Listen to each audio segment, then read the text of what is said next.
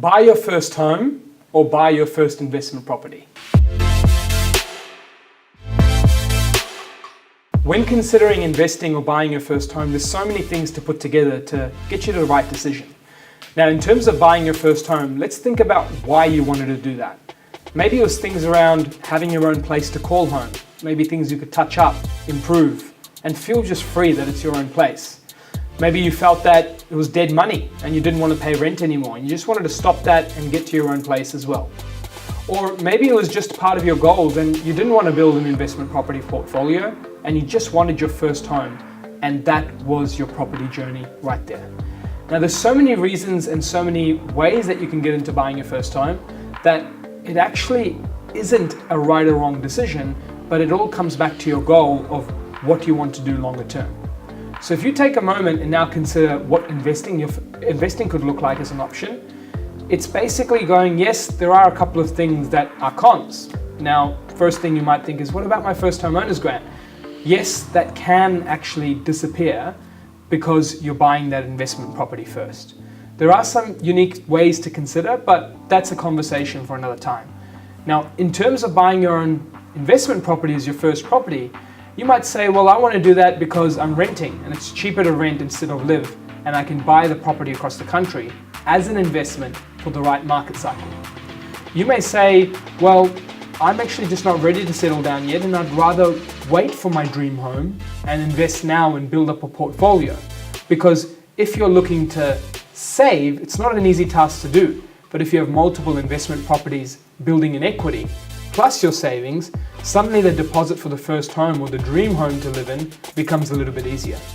Now, why people get stuck with the decision of the two is largely because of the grant. The first homeowner's grant is what gets many people stuck. It's almost like saying, I've got this really awesome gift for you, but you're stuck between whether you want to take it or not. Now, first homeowner's grants are ranging of properties at different price ranges depending on the state you're at. But if we're taking, say, a $400,000 property, or just under that as an example, in New South Wales, that's almost close to 12 to 15K plus in stamp duty that you've saved. So when you're reviewing that, you start to think, oh, that's a lot of money. Imagine if I had to save 12 to 15K again. It's not simple. So when doing that decision-making process, this is what helps you, get unstuck. If you were to purchase an investment property, and if you were okay with the lifestyle of where you're living, on a 400K property, the percentage of growth that's required to make up that 12K is extremely small. So if you're thinking of, well, now I have access to all investing markets across the country to look for my first investment property, and if I can get a market where the cash flows are right, the growth drivers are right, what does that 12K really mean? Because what if you're buying in a market that you have no investing consideration on, and just because you want a slightly higher loan or a 12K or 15K benefit, heck, even if you make it 20K, there are still investing markets where growth in these properties outweigh 20, 30, 40K benefits or more.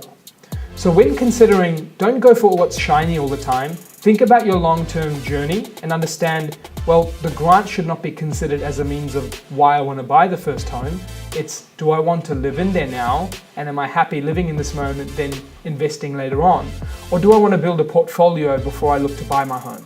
Don't include the grant as a key calculation because it can be easily outweighed simply by the investment property result. That's it from us here at InvestorKit, the experts in wealth creation, helping you take action.